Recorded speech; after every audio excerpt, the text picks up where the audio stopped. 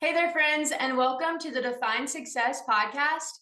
I'm your host, Bailey Guy. Join us as we empower you to turn your can'ts into cans and your aspirations into achievements.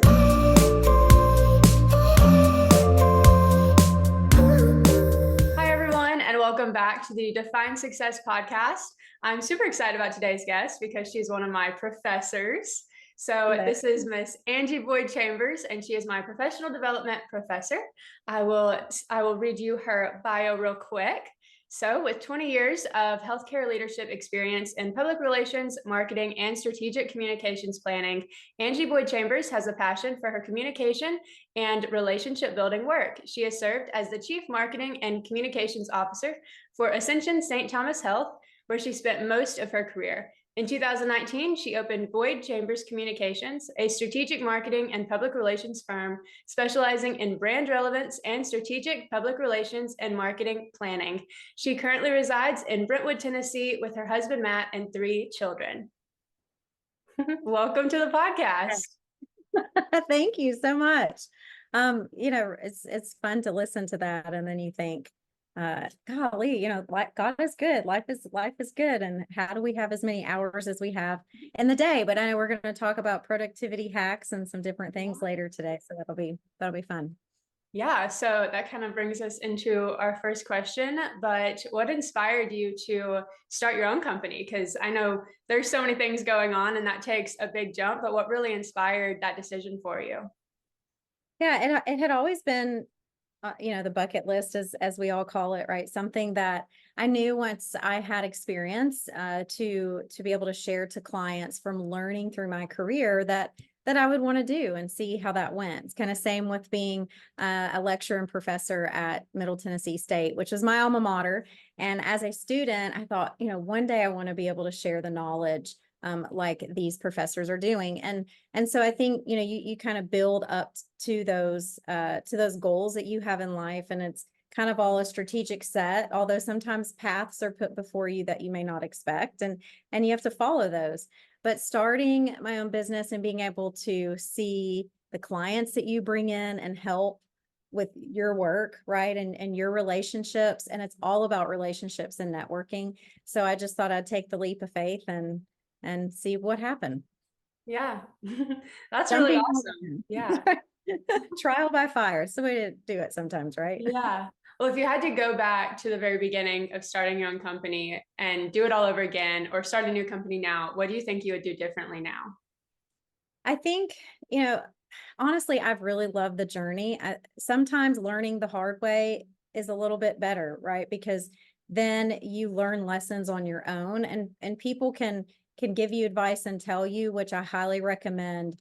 Talk to as many people as you can. I did some socializing before I decided to take that move in my career to kind of really see from many mentors I had, what do you think? Am I crazy for doing this? Would this be a good idea? So I would definitely do a little bit even more of that, but there's not a whole lot I think I would change, in that I feel what I've learned the hard way has been very valuable. But I do like to share what I've learned the hard way. So hopefully that can help people along the way. Yeah. What are some of those things that you had to learn the hard way that was like, okay, yeah, that didn't go as planned, but it all ended up working out great.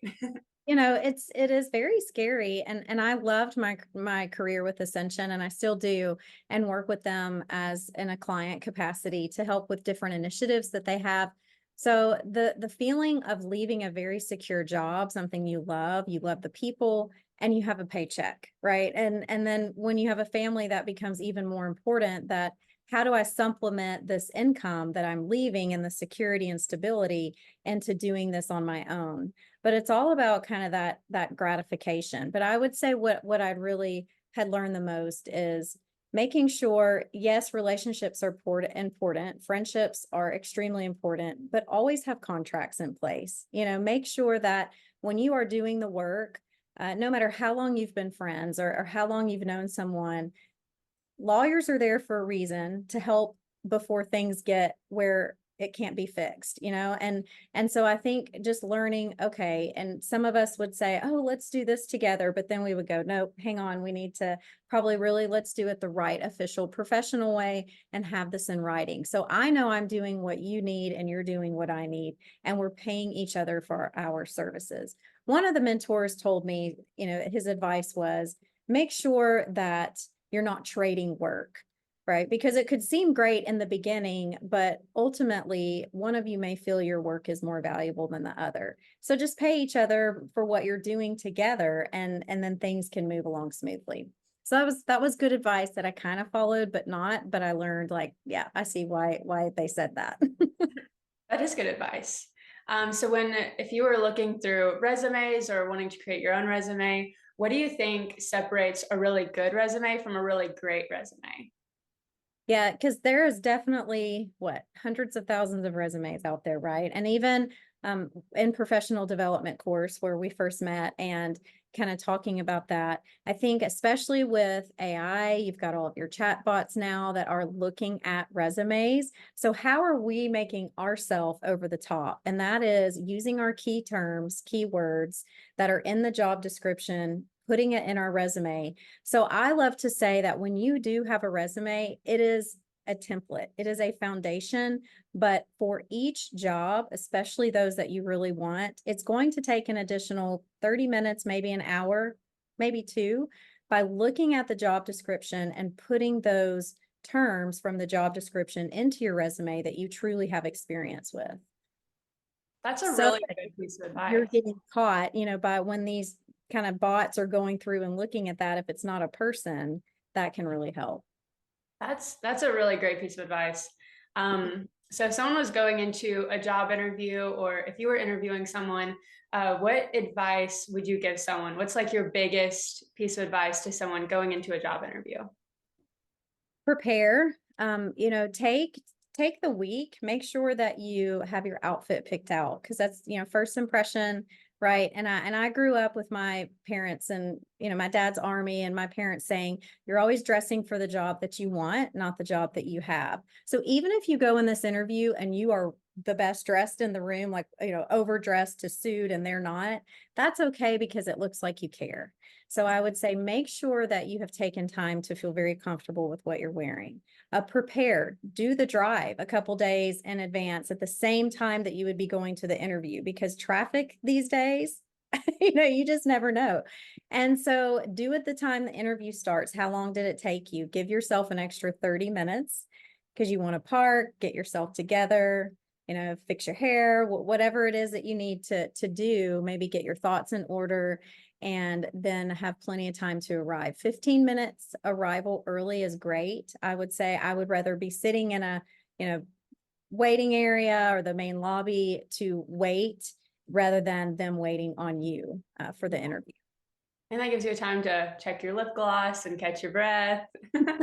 Make sure you have gas in your car the day before. If you've gotten in your car and you're like, oh no, I forgot, I have no gas. Okay, I Yeah. do want to know, like, where do you get your outfits? Because even this top that you're wearing right now is so pretty. And when I saw you a couple of days ago in class, your outfit, it was like all purple. It was like monochrome, but it looked so good. And usually monochrome outfits are not the move, but that purple outfit, I was like, oh my gosh. Thank So you. I've got to know where you get your clothes from. Well, thank you. Yeah, I have a little pop of gold kind of earrings and bracelets. Yeah, so I love White House Black Market is one of my favorites. This is Ann Taylor, and that's really the main two places that I shop. I think their White House suits are timeless, and you can wear them with a lot of different things. And then I think Ann Taylor has like some cute tops that you can wear with suit pants and different skirts. So those are probably my two favorite. Yeah, all of your outfits look so cute. I'm like, she's so stylish. Well, I will be sure to tell my children you said this. Yeah. Go for it. Okay, so what do you think? I mean, you juggle so many things, from you're a wife, a mom, business owner, professor. You do so many things. So what is your biggest productivity hack, and how do you balance all of that? So I have definitely learned over the years with how do you juggle it, right? Because I think with the seasons of your life, that's going to change the way that you handle all of the to-dos and life that you have. So it's definitely being fluid and going along with your journey.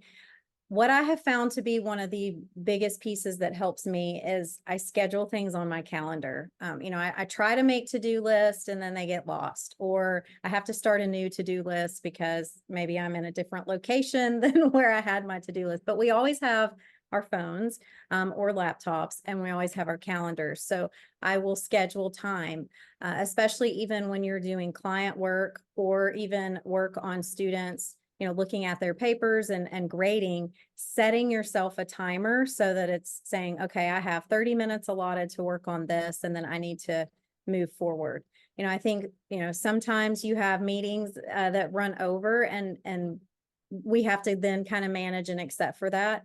But being able to be mindful and thoughtful, less is more. So I talk about this in class, that I have definitely learned through a lot of different ways. And it's hard. We want to say yes to everything because we want to be involved in it and get the experience. But if we're focusing on our priorities, where do I really want to go in the next year, 2 years, 3 years? And so when I have this goal, what are the things in between that are going to help me get there? And all of the other things just need to be, need to be a no, like you just can't do it. So I would say it's setting the end goal for ourselves and then filling the gaps in that help us really strategically get there, and being very mindful with the time. But then you also need time for yourself and whatever that is, workout. That's kind of my thing. I love to work out. It makes me happy, healthy. And so how do you make time for that? And it's all on the calendar. That's just kind of where I'm at. But then you got to schedule in that time. This is for me, or this is for friends, or whatever. I like that you said setting timers, because sometimes I'll do that, especially if I'm trying to clean my room. And I can, if I don't set a timer, I will get distracted by something from my childhood, and I'll mess with it for an hour. And then next thing I know, I haven't done anything except this little corner. And so setting a timer, I always try to start with like 15 or 30 minutes. And I'm like, okay, I want to have my whole room clean in this time. And it usually doesn't happen. But then I just set another timer and I just try to beat the clock, and then it kind of becomes a game. So that's a really good tip. And also a tip that I heard a while back is that you'll finish a task within the amount of time that you give yourself to do it. And so if you give yourself 3 hours to get ready, then you'll take 3 hours to get ready. But if you only give yourself 30 minutes to get ready, then you're going to get ready in 30 minutes. And so I don't remember what that law is called, but I'm sure people can look it up. But that has been really helpful for me as well. That I'm like, okay, I have to have this assignment done by this time, so then I can do this, because if not, then I'll just spend forever on it. Right. That was a really, really good tip. Yeah, because I found, especially when I first started working with client work, you get paid by the hour, and I found that or you get paid by the job, really. And so, say writing a press release, you want it to be perfect, and you could spend 5 hours on it, but you're not getting paid for 5 hours work. So what am I getting paid for that makes sense? I got to do it, get it done, and move to the next thing. So the timers and setting it on your calendar are what kind of keep it going. Yeah. Do you use a paper planner, or do you use like a digital planner? I keep trying paper planners because I love them. They're so cute, like the books and the prettiness of them. But then I always end up going back to just kind of what's popping up as reminders on my calendar. I have to use a paper planner. I'll make my daily to-do list in the notes app of my phone, but then I'll use a paper planner for any events or like important things. And then what I'll do is like, the night before, if I have like a lot of things I have to do the next day, I'll write them all down on the planner. And then that morning I'll look at the planner and I'll kind of schedule like what time I want to do all those things, so that then, cause like I get so annoyed when I'll write a time down or something down and then it doesn't happen. Yeah. So instead of like putting it on paper, I'll just put it on my phone. And it's like, oh, well, I took, an extra 15 minutes to do that. I'll just change all the times to match where I'm at now. Yeah. No, I know. I do love it because they make, it's like Erin Condon. There's so many different carriers that make those great planners, and I keep trying them, but I always end up back to because I'm like, where is the planner? Yeah. Alrighty, so as we kind of wrap up the interview, I wanted to ask if there was any other advice that you have in the professional development or starting your own business realm, anything that we haven't covered already. I want to give you the opportunity to talk because you are just so full of knowledge and wisdom. So I want all of our viewers to hear about it. Well, thank you. Thank you. Yeah. So a couple things. I think, remember when you're on those interviews, you are also interviewing the company. I think a lot of times we think, oh, I got to have this job. I got to have this job. But it may not be the job for you, and that's okay. So remember, just like they're interviewing you, you are also interviewing them. So be prepared to ask, understand their culture, know what their mission is. Does that connect with your values? And ask them, how do you live your culture out each day? What does that it look like within this company? Because if they can't answer that, then that could be a great flag for you to say, do they talk, are they doing what they say, or are they just kind of like, this is who we are, but this isn't really who we are. So I just want to remind everybody of that, because I do think we get caught up in thinking we have to have this job. But when we are stuck in a job that we don't love, and it is not driving us to what we are passionate about and getting us to our next thing, we don't have time to find that job that is going to make us extremely happy, right? So I think, remember that. Another one that I do really value, and I will talk about this in professional development every now and then, we read different pieces from it, but it's this Leadership Treasure book. It's by Jeff Whitehorn. So you can tell I've used it quite a bit, but Leadership Treasure by Jeff Whitehorn. He is a previous CEO in the healthcare realm, but the chapters are short and sweet, and it talks about lessons that he has learned as an executive, and just different things to take away, as in, make sure you're listening, make sure that you are really being a part of the conversation for everyone. So I just highly recommend, if you're looking for a short read that you could kind of have to get some executive and leadership tidbits, great go-to. Okay, so that made me think of another question. So Okay. when someone is in a job interview, you know how like the last question is always, so do you have any questions for us? What kind of questions would you recommend for someone who's being interviewed to ask during that time? Yeah, so that's a great opportunity to ask about kind of their mission, their culture. I think ask them, what does success look like for this job? At the end of the day, in this position, what do you need done to move this company forward? Because that answer could also kind of help you determine if that is a good fit for you. I think also that's a time that you might want to ask, how does this team work together? Or where do we get our information from? Do we report to the CEO? In communications, make sure that your department is reporting to someone that understands what public relations, marketing, what we do. If you're in human resources, make sure you're reporting to someone that understands what you do, because that is going to help you as you are moving forward in your career. So kind of just getting a feel for, I think, the true culture and environment is a really good thing to do, so that you also know this is a good fit for you. Yeah, that's really good advice. So my final question, since this is the Define Success podcast, I wanted to ask, how do you define success?